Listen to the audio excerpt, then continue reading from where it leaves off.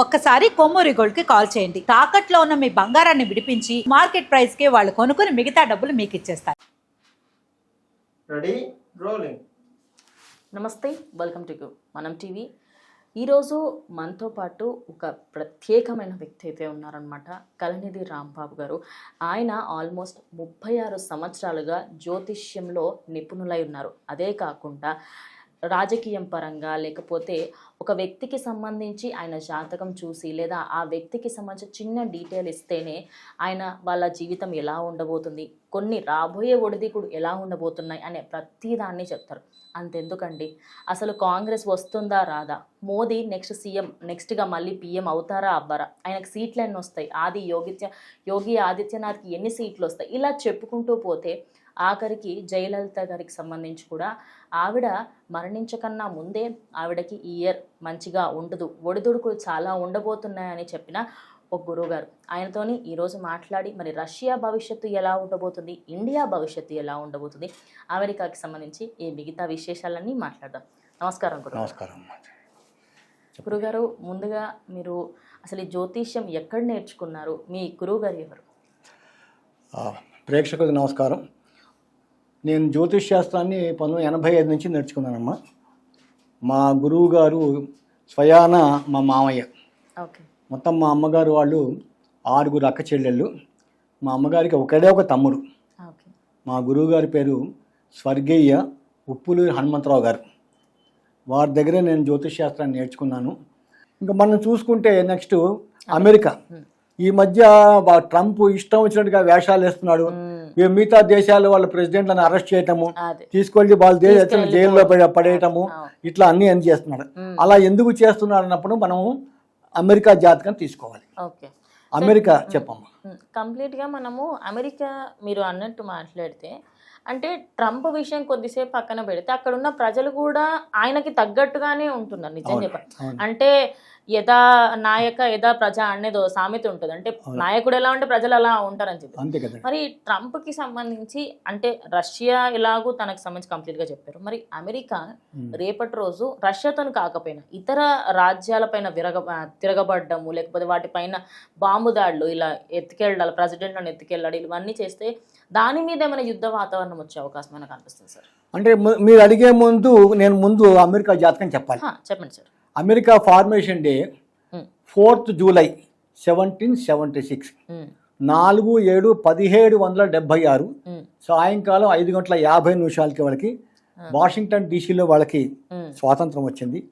ఆనాటి జన్మ నక్షత్రం తీసుకుంటే శతభిష నక్షత్రం, రాశి కుంభరాశి, లగ్నము ధనుర్లగ్నం. వీళ్ళకి ప్రస్తుతము ఈ అమెరికాకి రాహు మహాదశలో ఈ శుక్రుడి యొక్క అంతర్దశ నడుస్తుంది. ఈ శుక్రుడు అంతర్దశ దాదాపుగా 2028 అనేదాకా ఉంది. ఓకే. ఈ రాహులో శుక్రుడు, రాహు అష్టమ స్థానంలో ఉన్నాడు. అష్టమ స్థానంలో కానీ రాహు ఉంటే, రాహు ఏంటంటే ప్రబలమైన పాపగ్రహం, దయాదాక్షిణ్యం లేవు, మొండి గ్రహం, మెయిన్గా మొండి గ్రహం. సైకిక్ క్యారెక్టర్స్ కలిగి ఉంటాడు ఈ రాహు. మంచి జీవితం ఇట్లా వెళ్ళిపోతుంటాన్ని ఆ దశ వచ్చేటప్పటికి ఇట్లా టర్న్ చేసేస్తాడు. ఆయన దశ 18 సంవత్సరాలు. ఇప్పుడు రాహులో రాహు అయిపోయింది, రాహులో గురువు అయిపోయింది, రాహులో శని అయిపోయింది, రాహులో బుధుడు అయిపోయింది, రాహులో కేతు అయిపోయింది. ఇప్పుడు రాహు మార్గదశలో శుక్రుడు నడుస్తుంది అమెరికాకి. ఇది ఇంకొక 2 సంవత్సరాలు ఉంటుంది. ఈ యొక్క జాతకం యొక్క ప్రభావము రాహు ఇది అమెరికన్ జాతకము. మీ ప్రభావం చెప్తాను చూడండి. లగ్నం ధనుర్లగ్నము, ద్వితీయంలో కేతువు, తృతీయంలో చంద్రుడు, మెయిన్గా సప్తమ స్థానం. సప్తమం అంటే పబ్లిక్ రిలేషన్స్, వ్యాపారము, ఫారెన్ రిలేషన్స్ గురించి చెప్తుంది.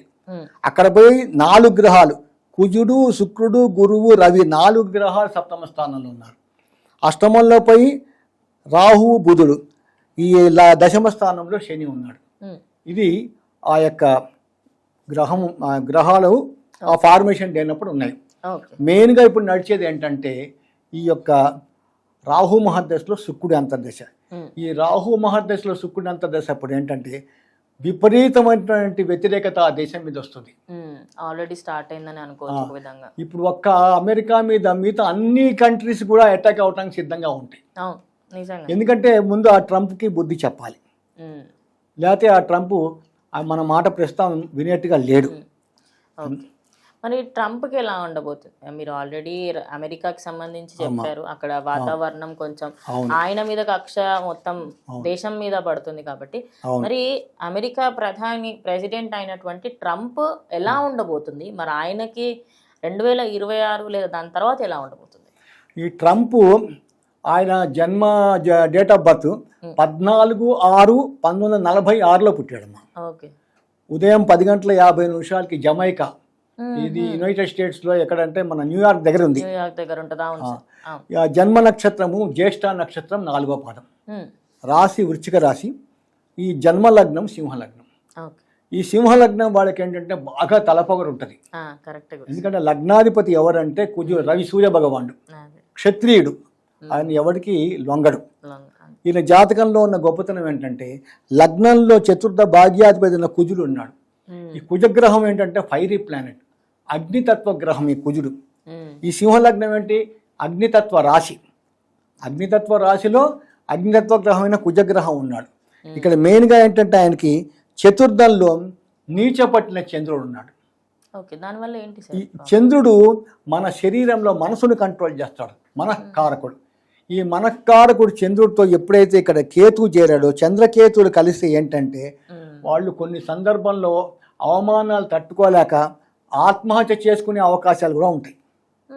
అంటే ట్రంప్ అంత అలాంటి పరిస్థితిలో వస్తుంది. చంద్రుడు మనసుని కంట్రోల్ చేస్తాడు కదమ్మా. తర్వాత ఏంటంటే ఇక్కడ ఆయనకి సింహలగ్నం అయింది, ద్వితీయంలో పంచమాష్టమాధిపతి గురువు ఉన్నాడు, చతుర్థంలో చంద్రకేతువులు, దశమంలో రవి రాహు.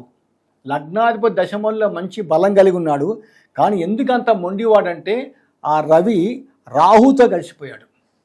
లగ్నం అంటే ఏంటంటే మన తనుభవం, హోల్ బాడీ గురించి చెప్పేది లగ్నం. లగ్నాధిపతి అయిన రవితో ఎప్పుడైతే ఈ రాహు చేరాడో విపరీతమైన మొండితనం, అందుకే చాలా అగ్రెసివ్, ఎవ్వడి మాట వెండు, ఇంత పిచ్చి చేష్టలు చేస్తూ ఉంటాడు అనమాట. ఆయనకి లాభంలో బుధుడు ఉన్నాడు, చాలా హైలీ ఇంటెలిజెంట్, కానీ ఓవర్ ఇంటెలిజెంట్ ఎక్కువ. అట్లాగే మెయిన్గా ఆయనకి వ్యయస్థానానికి వచ్చేటప్పటికి తృతీయ రాజ్యాధిపతి శుక్రుడు వ్యయంలో షష్ఠ సప్తమాధిపతి శనితో కలిసి ఉన్నాడు. మెయిన్ మైనస్ పాయింట్ అది. శుక్ర శనిలిద్దరూ కూడా వ్యయస్థానాల్లో ఉన్నారు. ఇంకా మెయిన్గా ఇంకా ఆయనకి ప్రస్తుతం నడుస్తున్న దశ గురు మహర్దశలో శుక్రుడి అంతర్దశ నడుస్తుందమ్మా. డౌన్ఫాల్ ఉంటుంది అనమాట ఖచ్చితంగా. 100% డౌన్ఫాల్ ఉంటుంది. గురువు కూడా ఆల్మోస్ట్ గా ఫస్ట్ హాఫ్ అయిపోయింది. ఈ సింహలగ్నానికి గురువు ఏంటంటే పంచమ అష్టమాధిపతి. పంచమం బుద్ధిస్థానము, పుత్రస్థానము, అష్టమం ఆయుష్ స్థానం. ఆ పంచమ అష్టమాధిపతి గురువు ద్వితీయ స్థానంలో శత్రుక్షేత్రంలో ఉన్నాడు. అంటే పొగరు మొత్తం దిగుతుందమ్మా. ఈ శుక్రుడు ఏంటంటే ఈ లగ్నానికి యోగం చేయడు. సింహ లగ్నానికి తృతీయ దశమాధిపతి వ్యయస్థానంలో ఉన్నాడు, అది కూడా శనితో కలిసి ఉన్నాడు. శని లగ్నానికి అతి పాపి, షష్ఠ సప్తమాధిపతి. ఇది ఒకవైపు అయితే గోచారం తీసుకుంటే మెయిన్గా వృశ్చిక రాశికి అర్ధాష్టమ రాహు నడుస్తుంది. ఇప్పుడు రాశి అంటే వృశ్చికము, ధనసు, మకరం, కుంభం, చతుర్థంలో ఉన్నాడు. ఈ రాహువు కూడా ఈ సంవత్సరం డిసెంబర్ దాకా ఉంటాడమ్మా. అర్ధాష్టమ రాహు ఆకస్మిక ప్రమాదాలు ఒకటి, ఆకస్మిక మరణము ఖచ్చితంగా తెలుస్తుంది.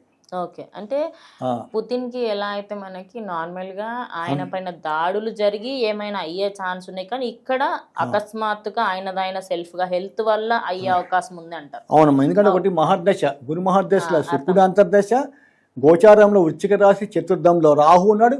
ఎందుకు ఇంత పిచ్చి పనులు చేస్తున్నాడు, మెంటల్ గా బిహేవ్ చేస్తున్నాడు అంటే పంచమంలో శని, గోచారంలో పంచమంలో శని ఉన్నాడు. శని గోచారంలో పంచమంలో ఎవరికి కూడా మంచి ఫలితాలు ఇవ్వడు ఆయన. పైగా ఏంటంటే శని అక్కడ తన స్వక్షేత్రమైన కుంభరాశిలో ఉన్నాడు, సారీ మీనరాశిలో ఉన్నాడు. మీనరాశిలో ఉన్నాడు, వృశ్చిక రాశి కదమ్మా. వృశ్చికము, ధనసు, మకరం, కుంభం, మీనం. పంచమ స్థానం జలతత్వ రాశిలో ఉన్నాడు అక్కడ. అట్లాగే ఇప్పుడు గురుబలం లేదు. మెయిన్గా గురువు అష్టమ స్థానంలో ఉన్నాడు ఈ వృశ్చిక రాశి వాడికి. రేపు జూన్ 1వ తారీఖు దాకా ఉంటాడు. అష్టమ గురువు మానసిక వేద విపరీతంగా ఇస్తాడు. ఇప్పుడు ట్రంప్కి ఏంటంటే ఇప్పుడు ఎవడు కావాలని చేయడు, ఆ గ్రహాలు అట్లా రేకెత్తిస్తాయి, మనిషిని రెచ్చగొట్టేట్టుగా చేస్తాయి అన్నమాట. నడిచే దశలు, అంతర్దశలు, విదశలు, గోచారము అన్నీ కూడా ప్రతికూలంగా ఉన్నాయనుకోమ్మ. ఇప్పుడు అట్లాంటి వాళ్ళే వస్తారు. మనం ఏం చేయలేమంటే గురు మహర్దశ నడుస్తోందని. అసలు ట్రంప్ ఖచ్చితంగా ప్రెసిడెంట్ అవుతాడని నేనే రాశాను, మన యూట్యూబ్లోనే ఉంది, మనం ఛానల్లో నేను చెప్పాను, నేను ఖచ్చితంగా ట్రంప్ ప్రెసిడెంట్ అవుతాడని చెప్పి. అక్కడ ఆ టైంలో అట్లా ఉంది. ఇప్పుడు గ్రహాలు మారినాయి. ఓకే. మారటం వల్ల కావాలని అందరితో కూడా గొడవలు తెచ్చుకుంటున్నాడు. ఇప్పుడు రష్యాతో పెట్టుకుంటే మటుకు ఇది మూడవ ప్రపంచ యుద్ధానికి దారి తీసిన యుద్ధం రాదు, కానీ అక్కడ దాకా వెళ్తుంది. దానివల్ల కొంచెం ఆర్థిక సంక్షోభం ఈ సంవత్సరం చాలా ఎక్కువగా ఉంటుందమ్మా. ఆర్థిక సంక్షోభం చాలా ఉంటుంది. అది దీనివల్ల ఏంటంటే అమెరికాలోనే ఒక వ్యతిరేకత వస్తుంది, అక్కడ ప్రజల్లోనే వ్యతిరేకత వచ్చి అక్కడ అమెరికన్ సుప్రీంకోర్టు ఏం చేస్తుంటే ట్రంప్ మీద ఇంపీచ్మెంట్ అంటారంటే అవిశ్వాస తీర్మానం పెట్టి అతన్ని తీసేయడానికి అవకాశాలు చాలా ఉంటాయి. ఓకే, ఆల్రెడీ లాస్ట్ టైం కూడా వచ్చింది, బట్ అప్పుడు ఆయన అదృష్టవశాత్తు మళ్ళీ గెలవడం జరిగింది కాబట్టి ఈసారి మళ్ళీ ఇలాంటి సంఘటన అయ్యే ఛాన్స్ అయితే ఉంది అంటారు. అట్లా ఉంటుంది కాబట్టి అలా జరిగినప్పుడు ఆ మానసిక తట్టుకోలేక ఆత్మహత్య చేసుకునే అవకాశాలు ఉంటాయి. ఓకే, అంటే రీఎలక్షన్ టైప్ లో ఏమైనా జరిగి లేకపోతే ఆయన తీసేయడం ఇలాంటివన్నీ జరిగితే ట్రంప్ కి ఏమైనా ఏదన్నప్పుడు కూడా ఈ సంవత్సరం చాలా జాగ్రత్తగా ఉండాలి. జాగ్రత్తగా ఉండాలి. ఓకే.